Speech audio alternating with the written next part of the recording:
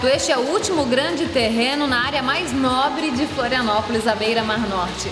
Foi um desafio fazer o masterplan destes 4 condomínios, Sinfonia Voa Beira-Mar? Sim, quando estudamos a Sinfonia como um todo, pensamos muito na ligação entre um condomínio e outro e também nos visuais para o mar. Então, esses recuos grandes que tem entre uma torre e outra, essas ventilações e insolações bem independentes, foi proposital pensando nesta liberdade de visual para cada condomínio dentro da Sinfonia.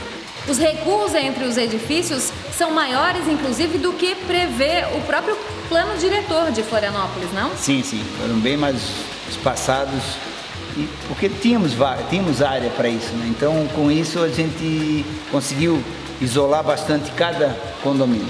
Quando nós fizemos 4 condomínios bem independentes: soprano, jazz, ópera e sonata. Cada um desses tem toda a vida própria independente. Imensas áreas de lazer, com suas piscinas, com tudo que tem direito, o prazer de se viver dentro de cada um deles. Linguagem estética, o que vocês pensaram na volumetria, no projeto arquitetônico, a começar pelo soprano, Roberto, que já foi entregue, foi um sucesso de vendas. Exatamente.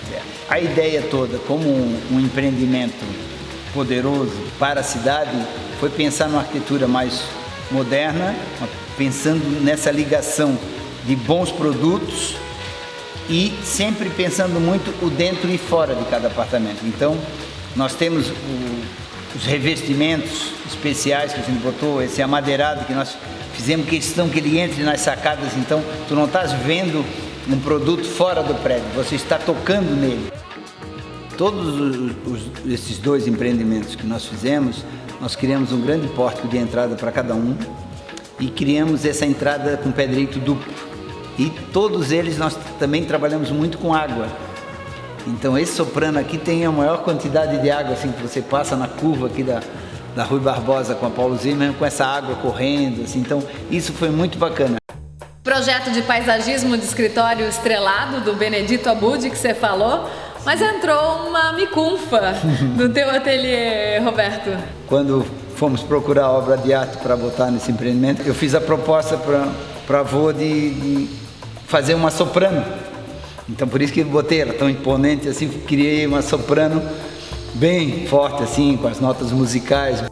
Tinha falado com o Della Rocca sobre o que uma soprano é importante para mim criar essa soprano, e ele disse: olha, elas são imponentes e são determinadas. Eu digo, combinado, então é isso que eu vou projetar numa soprano para a fachada desse prédio. Esse pórtico ganhou revestimento em aço inox, materiais sempre nobres, não existe um briefing de economia aqui?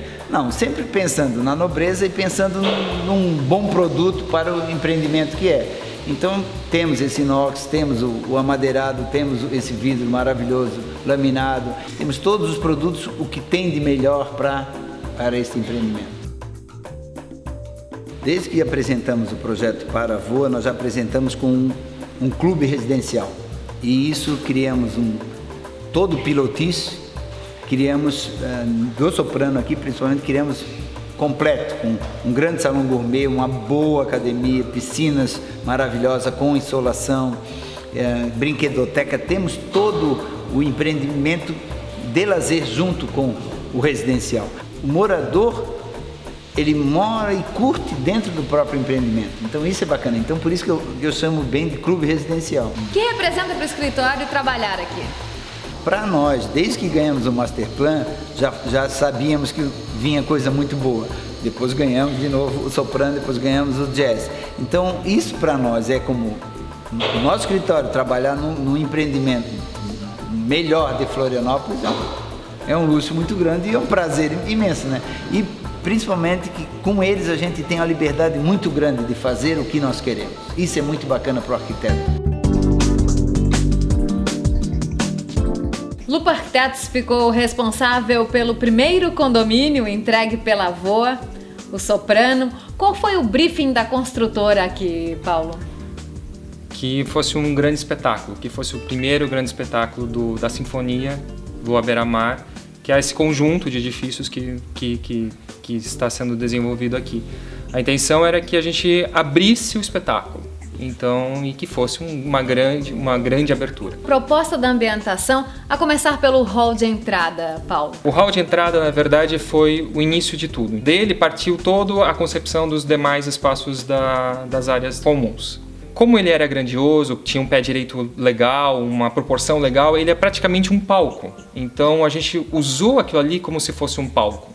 E com alguns elementos, tanto de revestimento como até mobiliário, que são específicos e bem espetaculosos, a gente conseguiu transformar e fazer com que esse ambiente fosse o cartão de visitas do empreendimento.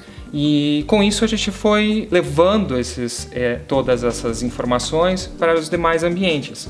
E tanto na questão dos revestimentos, como na questão da iluminação, que sempre a gente procurou fazer uma iluminação mais cênica, que é o grande destaque também dos ambientes, e do mobiliário. Esses móveis adotados no hall de entrada, desenho exclusivo do escritório, Paulo? Alguns são desenhos exclusivos, outros são grandes ícones, como a Great, que é aquela luminária da Pixar, aquela super luminária da Pixar, que ela já é um espetáculo, que ela remete a esses espetáculos, e a gente foi mesclando com os materiais. Outra coisa que a gente acha que é um espetáculo da natureza é o ônix. O ônix é uma pedra totalmente... É uma pedra espetaculosa, vamos dizer, né? E ela iluminada, ela fica bem interessante. Então também a gente acabou utilizando isso. E a madeira é para fazer a transição entre um espaço público e privado, mas mais aconchegante, entendeu? Ela tem essa característica de ser mais requintada, mas ao mesmo tempo aconchegante. Papel dessa pastilha cobrindo coluna nesse hall de entrada, Paulo? É que a gente queria usar o cobre, que eu acho que ele não é aquele glamour tão espalhafatoso como o dourado e não é tão frio quanto o cromado. A ideia era utilizar o metal também como um elemento, mas que tivesse essa conotação mais quente.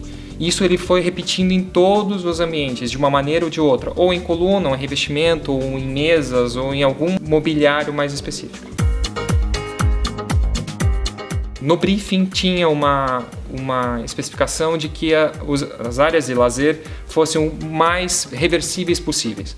Então, na área do salão de festas, por exemplo, a gente queria, ao mesmo tempo que não fazer aquele salão de festas frio, que não tem nada e que as pessoas acabam só com mesas e não ter um ambiente de estar, a gente queria propor que ela fosse quase uma sala da casa.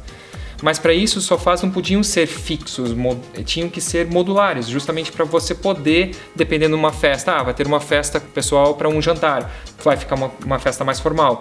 Vai ter uma festa de adolescente, vai virar uma boate. Então isso tudo vai ter você pode ir compondo esses espaços à medida que você precisa remodelá-lo. Mobiliário desenhado pelo escritório e alguns clássicos do design aqui, ênfase em design nesse salão de jogos, Paulo? A sala de jogos não é só uma sala de jogos, é uma sala de convivência. Então, foi pensada assim de uma maneira com que, além de pegar novamente todos os elementos que foram ditados pelo hall de entrada, ela tivesse elementos e formas com que fosse um espaço bem atrativo para os proprietários. A gente acabou usando 2 mesas de carteado, uma mesa de sinuca que é super especial, com um desenho bem legal. E branca! E toda branca, novidade. Que é de novidade. E a gente acabou deixando uma área de estar que tanto pode também ser utilizada para jogos mais interativos. O Teenager ganhou um espaço bem diferente ali também. E exclusivo. Eles, na verdade, receberam um espaço mais focado a atividades deles e para quando tivesse um evento dentro do salão de festas, eles pudessem utilizar uma área privativa de jogos só para eles. Bartolomeu marcando essa área? A gente marcou quase todos os ambientes com alguma peça de design mais significativa. Isso foi em todos os ambientes. Isso foi legal, isso é interessante que a construtora permitiu fazer isso. Porque a gente vai, aos poucos, educando e trazendo a referência do bom design para as pessoas.